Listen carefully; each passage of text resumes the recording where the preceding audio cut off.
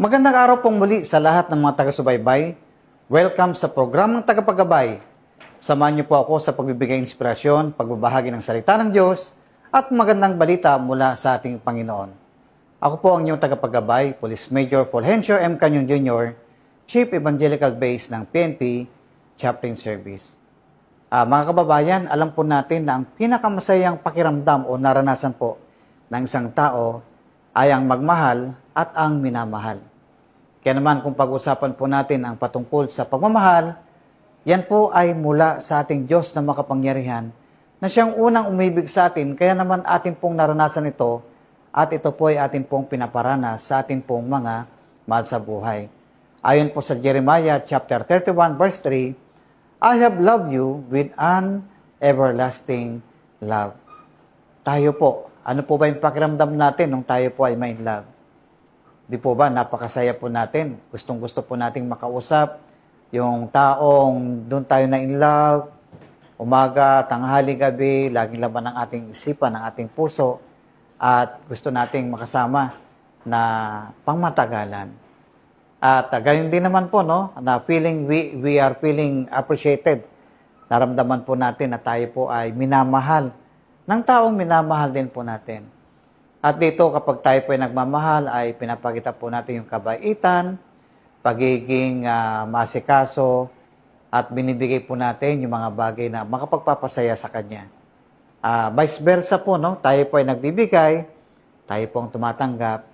So, napakagandang pakiramdam po na from husband and wife, yung husband and wife, nagbibigayan po sila, kanila pong pinaparamdam yung pagmamahal sa isa't isa. But when we are talking about love, at alam po natin na ang pag-ibig ay nahati sa iba't ibang uri, no? Sabi nga, meron pong eros. Ang eros daw po, yan po ay pagmamahal o pagmamahalan sa pagitan po ng husband and wife. At meron din naman pong yung pagkakaibigan, yung tinatawag po nating agape. Yan pong agape, yan po yung unconditional love na siya naman pong ibinigay sa atin ng Diyos na makapangyarihan sa lahat. So meron din naman pong phileo. No? Phileo, ibig sabihin, yan po ay pagmamahalan po ng magkaibigan. No? At meron din naman pong storge. Yan pong pagmamahal ng magulang sa anak at pagmamahal po ng anak sa kanyang magulang. Kaya kung titingnan po natin, iba't ibang level po, no, ng pagmamahalan. So napakahirap sabihin, sino ba ang mas mahal natin? Yung magulang natin o yung asawa natin? Yung kaibigan ba natin o yung asawa natin? O yung anak natin o ang kaibigan natin? So may kanya-kanyang level po yan, no? Kaya naman, pag pinag-usapan po ang tungkol sa pag-ibig, ay inilulugar natin, siyempre, ang pinaka-intimate relationship is between husband and wife, di ba? So, may mga bagay po na ginagawa ng mag-asawa na hindi po pwedeng gawin ng magkaibigan. Ngunit, ang pinakamataas na antas ng pagmamahal ay ang tinatawag nating agape love. Ang agape love, it is unconditional love. Tayo po mga tao, madali nating sabihin, mamahalin kita kung mamahalin mo rin ako. Magiging mabuti ako sa iyo kung magiging mabuti ka sa akin. Pero dito, maging sino ka man, maging sino man tayong lahat, no? Tayo po ay inibig ng Diyos. Ito pong Lenten season ay nagsimula na po ngayong araw po, no? Araw ng Lunes hanggang Linggo. Ito po ay yung panahon ng pagdili-dili. It is about time for us to reflect. No? Isipin natin ano yung mga bagay na ginawa po ng Diyos sa atin. At alalahanin po natin ang dalawang bagay na gusto ko pong ibahagi sa inyo. Una, God's unconditional love. Minahal ka niya, maging sino ka man, minahal ka niya. At dahil sa kanyang pagmamahal ay binigay niya ang kanyang buktong na anak na si Jesus na nabayubay sa krus ng Kalbaryo upang tubusin ang ating mga kasalanan. Sabi nga po sa John chapter 3 verse 16, gayon na lamang ang pag-ibig ng Diyos sa sanlibutan at ibinigay niya kanyang buktong na anak. Nang sino mang sumampalataya sa kanya, hindi mapahamak, kundi magkaroon ng buhay na walang hanggan. Siya po ay namatay, ang Panginoon Hesus ay namatay sa krus ng Kalbaryo upang tubusin po ang ating mga kasalanan. Opo, alalahanin po natin God's unconditional love. Because of God's unconditional love, ay nandun po yung tinatawag nating grace o biyaya. No? Ano po ba yung grace? That is unmerited favor. Alam niyo po, dapat ikaw, ako, tayong lahat ng mga tao, ang dapat napako sa krus ng Kalbaryo.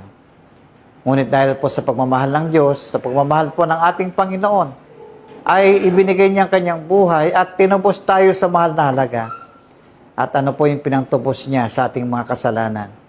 Yun po ay ang kanyang banal na dugo na nabigay daan upang ang lahat ng mga tao ay mapatawad sa kanilang mga kasalanan at magkaroon ng pag-asa sa buhay nito. Dati-rati po, no, kung titingnan po natin sa banal na kasulatan, ang buhay po natin wala na pong pag-asa. Hopeless. We are in the hopeless situation. But because of God's unconditional love, siya po ay namatay para sa atin. And if you will accept Jesus Christ as Lord and Savior of your life, you will experience the great gift of salvation and eternal life that is given to all who believe in Christ as Lord and Savior of their life. Pangalawa po, God's love is constant, no? Pag sinabi natin consistent, God's love is consistent. Hindi nagbabago. Tayo po mga tao, kapag nangako tayo sa isang tao, madali pong mangako. Pero pag dumarating po yung mga pangako natin, ay hindi nasusunod. Dahil, marahil ay hindi na po naging maayos ang relasyon. Siyempre, madali pong mangako kapag maganda po ang ugnayan natin sa isang tao. At ang pangakong ito ay binabawi natin the moment na hindi na magandang relasyon, hindi na maayos ang samahan. At ganun po, kadali bawiin yung atin pong pangako. Pero ang pangako po ng Diyos ay consistent. Ang pag-ibig ng Diyos ay consistent sa ating lahat. Hindi pa bago-bago. Kaya po, ang Diyos ang siyang tapat sa lahat ng atin pong maasahan. Na kahit may mga pagkakataon na ipinangako tayo sa Panginoon, hindi natin tinupad. May mga pagkakataon na nakakasala tayo, nakakalimot tayo sa mga bagay na dapat po natin gawin ayon sa banal na kasulatan. At dito, mapalad po tayong lahat na sumampalataya kay Jesus bilang Panginoon at tagapagligtas ng kanyang buhay. Talaga naman pong meron tayong maasahan. Kanino po? Sa ating Diyos na makapangyarihan. Sabi nga na po ng Panginoon, I will love you with an everlasting love. Kaya nga po, pag sinabi natin, if we define everlasting, paano mo ba i-describe yung everlasting? Pag sinabi pong everlasting, walang hanggan, walang katapusan. Kung ang pelikula po natin pong pinanonood ay meron pong katapusan, lahat po ng bagay sa mundong ito may katapusan. Even our life itself, ang ating buhay, kahit sabihin natin matagal tayong mabubuhay sa mundong ito, meron pa rin pong katapusan. Ngunit ang mabuting balita, sa araw nito na ibinahagi sa atin ng Panginoon, I will love you with an everlasting love. God's love is unconditional. God's love is consistent. Kaya naman, nagpapasalamat tayo sa Panginoon sa kanyang walang hanggang pag-ibig sa ating lahat. At nawa, ang mabuting balitang ito ay may bahagi din po natin sa ating pong mga kaibigan, kakilala, kasama sa opisina, sa mga taong nawawalan po ng pag-asa. Opo, tunay ang pag-ibig ng Diyos ang siyang magbubuo ng ating buhay. Tunay nga na ang pag-ibig ng Diyos ang siyang magbibigay lakas sa atin upang magtagumpay tayo sa lahat ng mga challenges at mga pagsubok na darating sa ating buhay. Tayo po ay manalangin. O Diyos, sa aming Panginoon, marami pong salamat sa iyong mabuting balita na yung sinabi sa Jeremiah chapter 31 verse 3, I will love you with an everlasting love. Salamat po sa walang hanggang pag-ibig na ito na ibinigay mo sa amin. At dalahin po namin, patuloy po namin ma-appreciate ito. At kung ito naman po ay amin pong naranasan, ay may bahagi po namin ito sa amin pong kapwa upang ang pag-ibig nito ay may pamalas o may migay o may bahagi sa mga taong nangangailangan po ng kalinga mula sa iyo. Salamat po, Panginoon, sa iyong dakilang pag-ibig sa amin.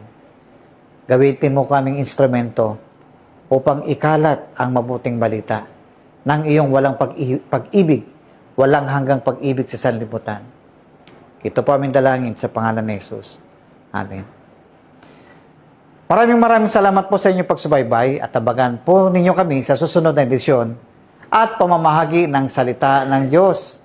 Muli ito ang inyong tagapagkabay, Police Major Fulgencio M. Canyon Jr. mula sa PNP Shopping Service. Lagi po nating tandaan, ang lahat na nagtitiwala sa Diyos, kailanman ay hindi mabibigo. God bless us all.